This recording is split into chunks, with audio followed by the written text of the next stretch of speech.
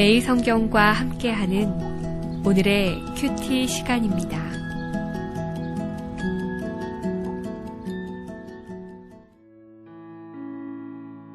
5월 8일 오늘의 말씀은 갈라디아서 4장 1절에서 11절까지의 말씀입니다.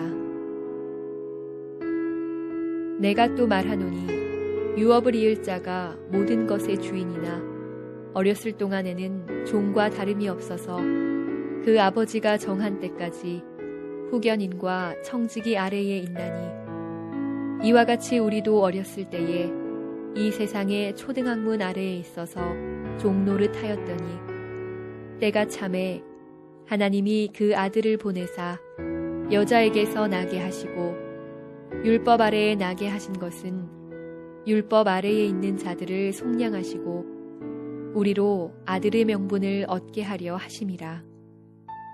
너희가 아들이므로 하나님이 그 아들의 영을 우리 마음 가운데 보내사 아빠 아버지라 부르게 하셨느니라. 그러므로 내가 이후로는 종이 아니요 아들이니 아들이면 하나님으로 말미암아 유업을 받을 자니라. 그러나 너희가 그때에는 하나님을 알지 못하여 본질상 하나님이 아닌 자들에게 종노릇 하였더니 이제는 너희가 하나님을 알 뿐 아니라 더욱 하나님이 아신 바 되었거늘 어찌하여 다시 약하고 천박한 초등 학문으로 돌아가서 다시 그들에게 종노릇 하려 하느냐.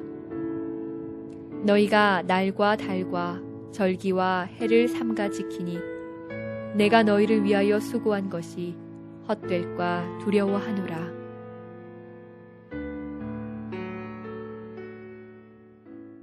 사랑하는 매일성경 가족 여러분, 안녕하세요. 오늘은 5월 8일 어버이날입니다.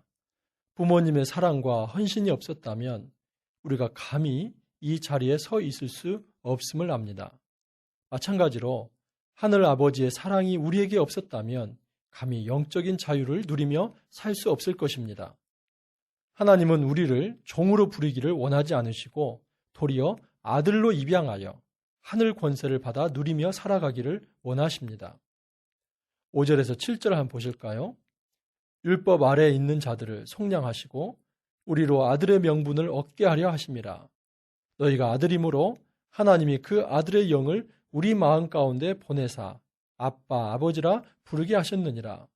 그러므로 내가 이후로는 종이 아니요 아들이니 아들이면 하나님으로 말미암아 유업을 받을 자이니라 라고 하십니다. 하나님이 이 땅에 율법을 그의 백성에게 주신 이유는 그 율법에 매여 살도록 하기 위함이 아니라 그의 백성을 하나님의 아들로 삼기 위해서입니다. 그 일을 위해 율법이 필요했던 것이지 율법 자체가 아버지의 자리를 대신할 수 있는 것은 결코 아닙니다. 하나님이 우리에게 기대하는 신분은 종이 아니라 아들입니다. 그래서 하나님을 향해 가장 친근하게 아빠, 아버지라 부를 수 있는 자가 되게 하시는 것이 하나님이 우리를 향한 영원한 구원 계획입니다. 하나님이 이 일을 이루시는 방식은 그의 아들의 영을 이 땅에 보내시는 것입니다. 여기서 아들의 영이란 성령을 의미합니다.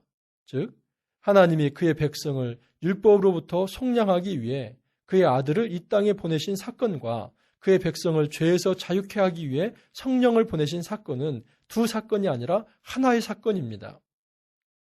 성부, 성자, 성령이 하나가 되어 이루시고자 하는 궁극적인 일은 바로 그가 창조한 그의 사랑하는 백성을 하늘 자녀로 삼으시는 것입니다. 그런데 중요한 사실은 이렇게 하늘 자녀가 되는 과정에서 잠시 동안 그의 자녀가 종처럼 여겨지는 때가 있다는 것입니다. 1절에서 3절을 보십시오. 내가 또 말하노니 율법을 이을 자가 모든 것의 주인이나 어렸을 동안에는 종과 다름이 없어서 그 아버지가 정한 때까지 후견인과 청지기 아래 있나니 이와 같이 우리도 어렸을 때에 이 세상의 초등학문 아래에 있어서 종노릇 하였더니. 그렇습니다. 아무리 율법을 이을 주인의 아들이라 할지라도 그가 장성하기 전까지는 종으로 여겨집니다.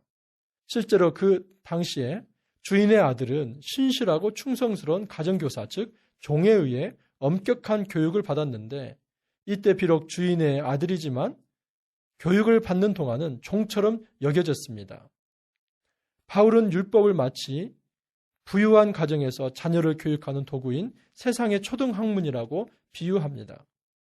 주인의 아들이지만 아직 법적인 대리인을 통해 통제를 받아야만 하는 미성년자일 때 초등학문이 매우 유용하듯이 그리스도인이 그리스도를 만나기 전까지 그가 어떤 사람이며 그가 지은 죄가 무엇이며 어떻게 구속을 받을 수 있는지를 가르쳐주는 그 율법은 마치 초등학문과 같이 매우 중요했습니다. 하지만 이 초등학문은 주인의 자녀가 장성할 때까지만 효력을 갖습니다. 주인의 자녀가 다 장성하여 엄연하게 주인의 아들로 법적으로 선언되고 활동해야 할 때는 더 이상 그 초등학문에 매여 살지 않아도 됩니다. 마찬가지로 율법에서 정하는 규율들에 의해 예속받던 백성이 그리스도를 만나게 되면 사랑의 말씀으로 인해 영적인 자유를 누리게 됩니다. 그것은 하나님의 자녀가 누릴 수 있는 영원한 생명이 보장된 자유입니다.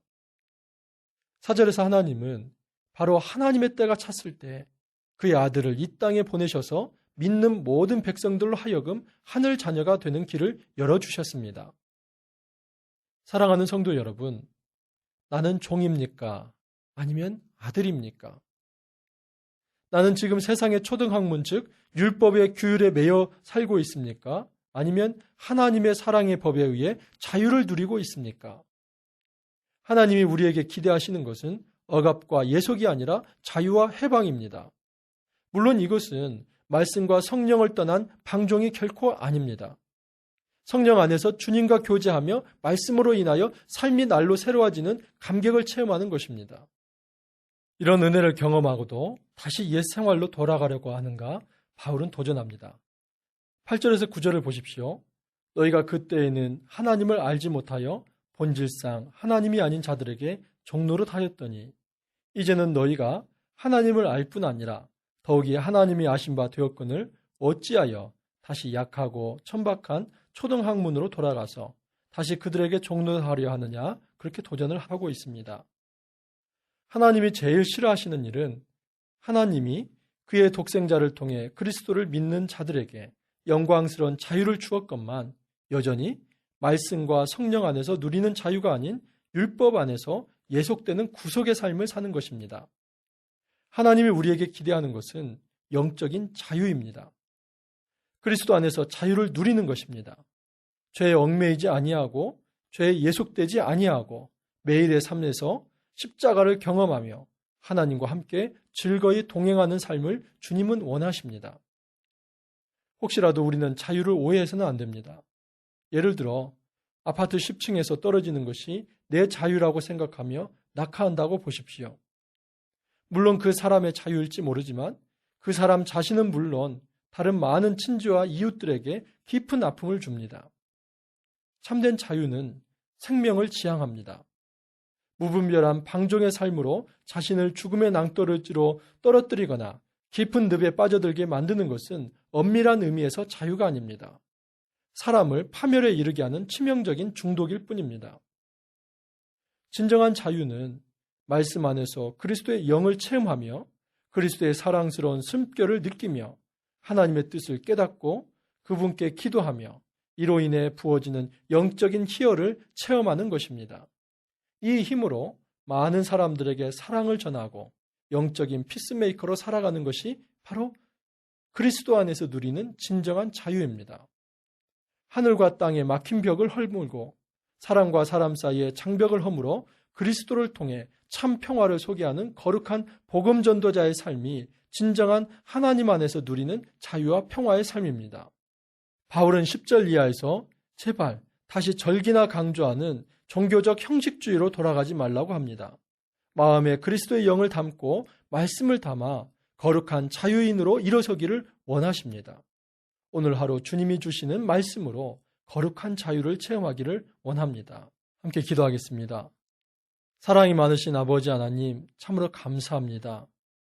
우리가 죄로 인하여 사망의 음침한 골짜기에 헤맬 때에 성령께서 우리를 찾아와 주셔서 참된 빛을 보쳐 주시고 우리 안에 새로운 자유를 허락하여 주시니 감사합니다. 그러나 때로는 이런 자유를 누리고도 옛 생활에 매여 죄의 종노릇 할 때가 있습니다. 더 이상 우리의 삶이 죄의 종노릇 하지 아니하고 하나님 안에서 자녀로서 하나님이 주시는 풍성한 사랑을 누리며 살아갈 수 있도록 도와주옵소서. 감사하고 예수님 이름으로 기도하옵나이다. 아멘.